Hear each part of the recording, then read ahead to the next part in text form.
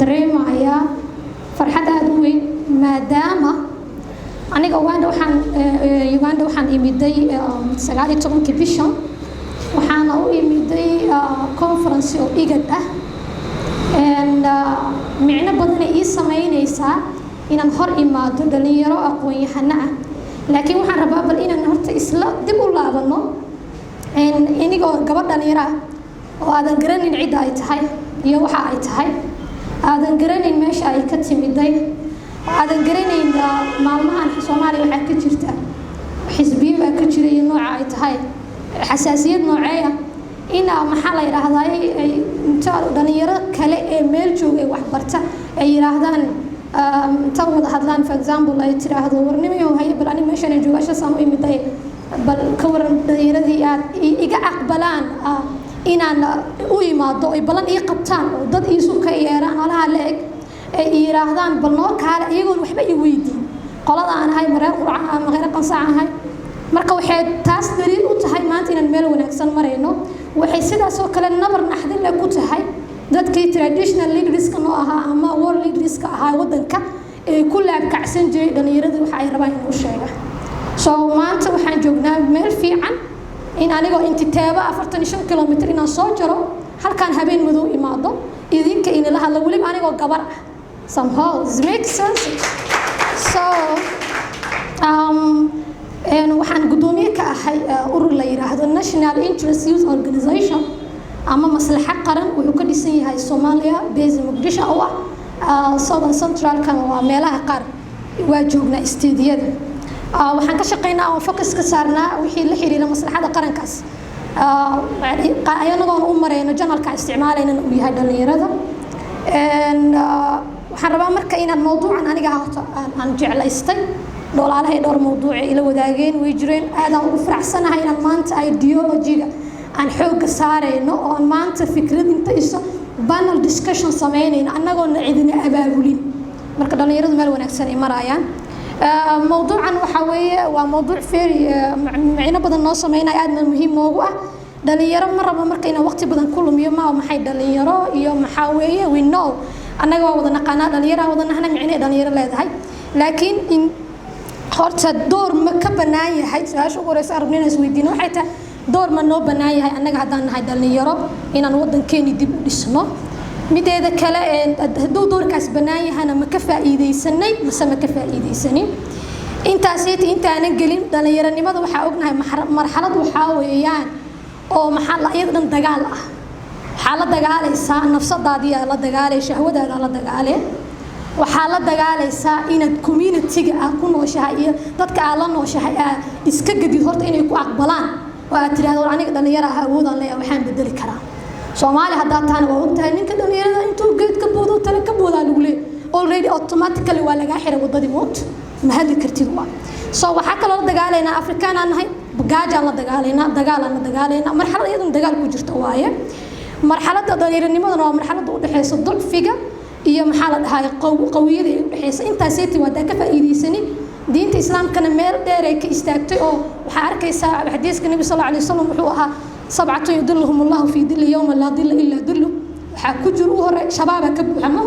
shabaab nasha fi ibadati rabbi waxa ku jirto shabaab dacatu daat imraati daat nasab wa jamaa that mean waxa way marxalad u baahan in la control waayo in laga faa'iideysto marka way adag tahay qofkii haleelan alxamdulillah inuu dhahawaay anaga dhamaanteen waa wada haleelna maadaama aqoon-yahana aan nahay sidaas oo kale waxa weeye ayadana oo aan rabnay inaan ka faa'iideyso diinta islaamka meel badan ay ka sheegtay wax badan ay ka hadleen dadkii diintana soo gaarsiiyay islaamkana waxay ahaayeen dhamaantood dhalinyaro u badnaayeen doorkii odayaashana waa tay dhaheen markii la yiri diinta iyo marka laga hadlaa waxay dhaheen inna wajadna abaana ala ummati oo ayna ala aatharihim maxalla muqtaduun minis anaga waxay dhaheen automatically wixii na soo gaari rabay na soo gaareen dhaheen laakiin dhalinyarada u istaagto dhaheen anaga waxa weeye nabi maxamed bal wuxuu sheegay dhigiisana dana way develop gareeyeen meeshaan amaanta joognayna soo gaarsiiyay so I don't need inaan waqti badan ku lumin islaam iyo waxa ay wada taqaanin diinta waxaan rabaa roolkaaniiti marka oo anaga hor yaalo see marka looga faa'iideysan karaa sidee maxaa la dhahaayay loo dabiqi karaa sidee challenges ka jira looga gudbi karaa waxaan u baahanahay normally markaan ka hadlayna dhalinyaro ama adduunyo hormartay marka la rabo in la fiiriyo waxa la fiiriyaa nation community percentage ka dhalinyarada intee waa percentage كذا يدا سيت هدوب بدني هاي وحن فيلانينا مستقبل إفاي ودن كاسيت إنه جار waxaan filaneynaa wadanka seeti barwaaqo sooran iyo tartan inuu galo inuu gaaro taasaytiya filaneynaa laakiin hadii numberka percentage-ka uu yiri dhalinyarada iyo okay ayadana waxay ku xirnaan doontaa saddex shay oo saddex triple e lagu soo gaabiyaa jirto oo base u ah dhalinyarada maxay wadan inuu hormaro iyadoo dhalinyarada loo marayo waxa hore education-ka waxa inta wada joogna umaleynaa kulligeen oo ardayda aan wadanahay waxay tahay inaan hormarino waxbarashadeen education-ka seeti ayadana waxay ku xiran tahay qualified miya ma samaha oo waxaaniti aan baranay waxa ogtihiin aqoonta waxa weeyaan marka qofku uu wax barto waxa la rabaa inuu isbedelo waxa la rabaa akhlaaqiyadkiisa inay isbedelaan dabeecadihiisa inay isbedelaan maxaa la dhahay tawaaduc iyo ikhlas inuu la imaado la rabo hadii taasiti dhicin macnaheedu waxa waa cilmigaaniti baratay ma kugu degin ma kugu fariisanin macnaha weel marana tahay waa iska socotaa soo marka seen ku ogaanayna iskoob nooca isticmaalayna numberka illiteracy-ga wadankan dadka jahliga ee waxna aqrin waxna qorin numberkeeda intee la eegay Soomaaliya nahay meeqa mareyna marka numberkeena ma hore ma u kacay ma sama u kicin waxa ognahay maalin kasto xamaran jooga aniga xamar maalin kasto iskuulaad far badan la furaa jaamacado far badan wixii way bateen haddana wacyiga bulshada ku aadanay inay maxaa la hormarto nabadii dawlad jacaylki ilaalintii sharciga maxaa la hayaa sareyntii sharciga waxyaabahan inta dadka development-ga maxaa la hayaa dhaqaalihii horumarkii maxaa la maalgashiga wadanka isbedelayo haddana iskuulaadku waa aadoona hal qarax markuu dhaco 10 cunug oo iskuul aado dhan iskuul wada ku dhimanayso haddana still meeshii yaa joognaa maxaa naga qaldan waa taas waxa su'aasha mar walba in aragna isweydiyo aniga ahaantaydu waxaan aaminsanahay waxa naga qaldan kaliya waxay tahay qualified education ma haysano soo dawladayna waxa la rabaa tusaalahan hadda wadan walbana waxay ku xiran tahay national development plan u degsan ay ku xiran tahay hadii wadankaaniti national development plan u degsan oo inuu u talagalay inuu waxbarashada xoog saaro oo arday nadiif ah soo saaro hadii arday nadiif la soo saaro dad sharciga ilaaliya la soo saara tiknoolajiyada horumar la soo saara dhaqaatiir fiican ah soo baxayso dad investment for example microfinance ciyaalka markay business-ka bartaan waa taqaaniini waxay ku fakiraan inay ganacsiyo abuuraan wadanka hore u soconaan laakiin hadii intaas ay tilheli macnaheedu waxa for example maalin kasta kuna qalin jabinus biri markoo tayska difaacdi baahinta ku xito loo tiriyo buuxinaya xulee kanada u socda walaal maxaa ka qalda social jaamacad ma aadan dhamay no wadanka shaqo ma laha maxaa keenay shaqo ma lahan marka hore haduu si fiican wax loo bari lahaa ama private sector ama meesha uu ka soo baxay si fiican wax u baran lahaa oo cilmiga ku daayay lahaa wuxuu ku fakiri lahaa waxa aan barto wadankaanid si kaga faa'iideyn kara su'aashaas uu isweydiin lahaa laakiin marka sanadka ugu dambeeyaba wuxuu raadinaa basara laga bixiyaa mayad gariiga laga socdaa wallahi jid oo Suudaan ah intuu dhaxaysa furan automatically asaga wuxuu barabaa inuu suuqa socdaa jidku ku sii socda that's a problem kan haysta kamid tahay marka hadii aan waxbarashadeena qualify oo sare loo qaado oo curriculum-ka wadanka si fiican loo dajiyo qar Allah siiyo dawladdu hadda waxay wadaay marka seeti waxay noqonay waxa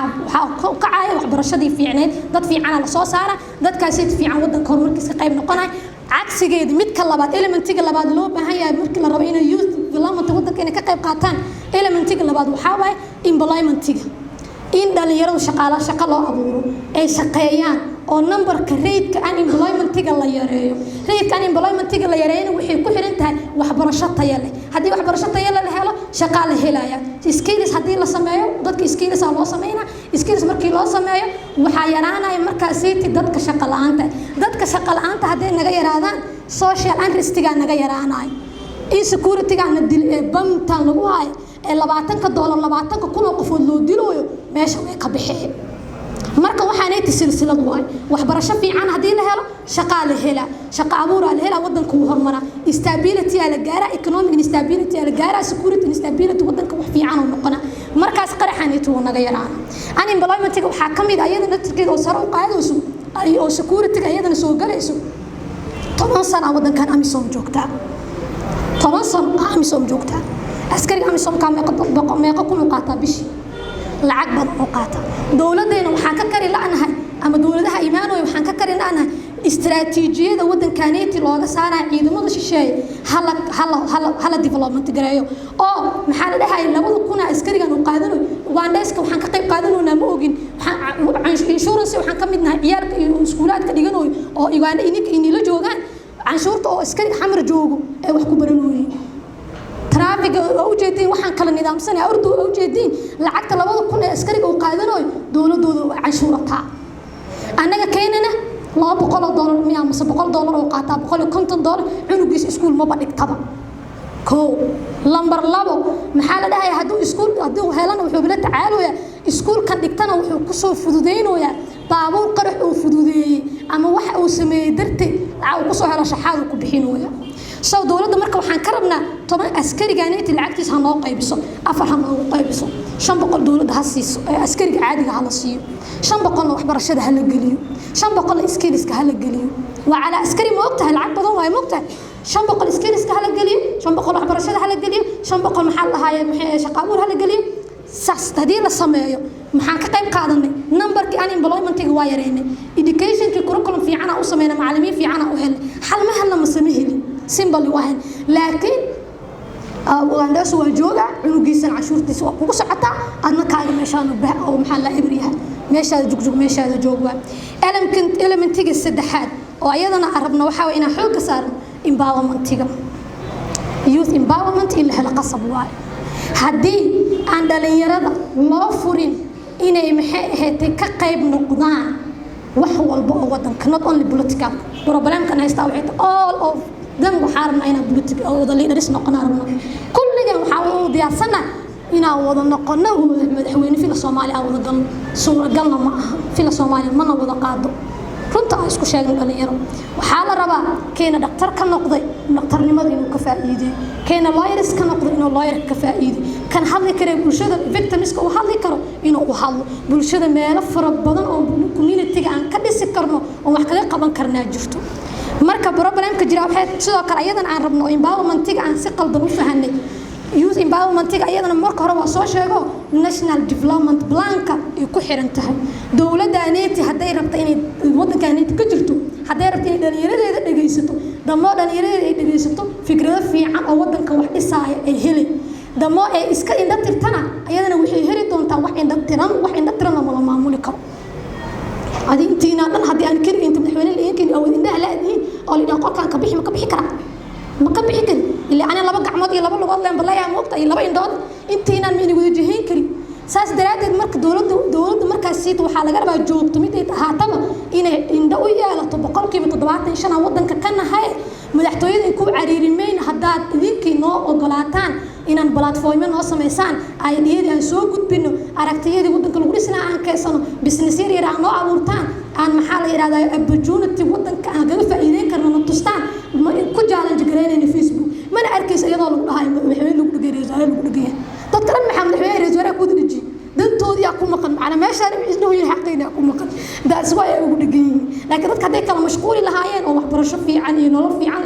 ana maxaa daba dhigay ninka wixii dhigiisa markuu dhaw mid ka imaanayo moqt hadan danta kala ayna siyaasadda xisbiyada wixii loo marjaa umara marka youth empowerment is very important waxaan rabaa iyadana qodob very important oo mar walba dhalinyarada ayagan ay qalad ka galaan waxa weeye freedom of speech illa waxa kamid ah youth empowerment marka sameeyeen waxaan dhahayaa waa inay hadlaan aragtidooda waa inay soo bandhigaan waa inay platform loo sameeyaa waa inay maxay forum loo sameeyaa ha dhahnay sidaan kale maanta aan joogo freedom of speech marka waxaan rabaa rights ka horta xaqaaga xaqu ku eegyahay xaqaaga xaqu ku eegyahay adiga waxa xaq u leedahay inaad hadasho tusaale ahaan aniga xaq waxaan u leeyahay inaan music dhageysto wali codka ugu wadaan rab ilaahu ma magal daarto xaq u leeyahay laakiin waxaan rabaa magal marka aan dhageysanayo xaqayga intuu ku eegyahay wuxuu ku eegyahay ilaa inta uu ka soo gaarayo markuu adigu soo gaaro hadii ay maqasid xaqaaga ku xadgudbay macnaha marka waxaan nagala rabaa xaqeena hadalka intuu ku eegyahay ilaa intee hadli karnaa ilaa intee wax qori karnaa ilaa intee wax boosti gareyn karaa ilaa intee xaq u leeyahay mideeda kale markaan wax qoraayo ama wax ka hadlayo waxa la iga rabaa influence-ga iyo consequence-ga inaan iska fiiriyo waxa maxaa ka dhalan kara iyo saameyn nooc keeni kara iyo maxaa mustaqbalka ina moralka ilaaliyo for example xora aniga social page aan leeyahay Facebook waxaan ku soo qoraa maanta qaraxa halkaas webka dhahay qaraxa waa dhac sax waa runay laakiin moralki dadka adiga friendska kula ama ilaalisay moralkoodi ma ilaalisay maxaa la dhahay wixii aaminsan for example ana dawladda waa dhaleecin kara xisbiga waa dhaleecin kara laakiin ilaa intee xaq u leeyahay iyadan ina dhalinyarada waxa la rabaa inay iska ilaaliyaan saasi lamid inaan qodobka dastuurka ee 42 واجبات كدستور كإدلي قفك معادن كسارنا مد كمية مجودنا حتى أنا كان ماشى ما إلى كان دليل وقيلية مجودة أيضا إن إسكا إلى أنه كور قبنا دليل واللوج بهيها وحوا أنت اسمك وحلو بهيه جود وإن سد على أصله education في عن employment empowerment إن هلواي تاس مرك عن كسر تجمع حان ربع دليل وحي جفتوها أيضا إسكو هيس تصالحان أيضا حرق قدر إن كل بتاعها مرك عن خلاي وحشي جاي أما برشة يدو عن غيره حديث يدو حتى قال حديثه وحال الله قال الأعرابي حلقة قال الأعرابي ميكاس قفك عربي قال مكسوق يسد وحفي عن نبي محمد الرطوي ما الله نبي الله محمد عليه الصلاة والسلام قال الله قصي حربنا مسألة إيش لحد مكسوق وريا محمد يقول له معناه وحاول هذا الكسوة ككنها ما هو سو حدي أديك أو أقامت له دليل هذا iyo wiilka degmo X joogay waligiis wax baranin aan farq inii dhixin sida uu hadlaysiin iyo sida aragtida u soo gudbinaysiin iyo sida wax u wada jeedinaysa isku midtiin macnaheedu waxa waa cilmiga ma iyadana ma ka faa'iideysan waxaan rabaa waxyaabo marka factors ah oo naga hortaagan inaan wadanka hormarino ku aanay la soo laabtay le waaye oo waxa weeyaan inaan dhahno maxay ka mid tahay waxa la dhahayo in dhalinyarada la shaqeeyo fursado loo abuuro hadii dhalinyarada empowerment loo sameeyo waxa la helayaa wax la dhaho inay u dareemaan horta ko anaga Soomaaliyeed waxaan naga maqan moogta ownership ka naga maqan moogta problem kan haysta waxa waaye ما بقف والودن كانت وأرق أنا قدودنا أرقني أنا معناها صار أنا الصعود ناس أركو ودن كان أحسعود دول ثاني ساس عمل واسط وحله مجرو مركب بروبلم كيستوعبها حدي مركب empowerment الهلا use empowerment وحد هلا نيسا إن أنا كقيم نقلنا community جانتي إن قان سماياش أكمل نقلنا سبب قان سماياش وقمين نقلنا تسأل simple example ربنا إني سي وحاول أرنت إيشو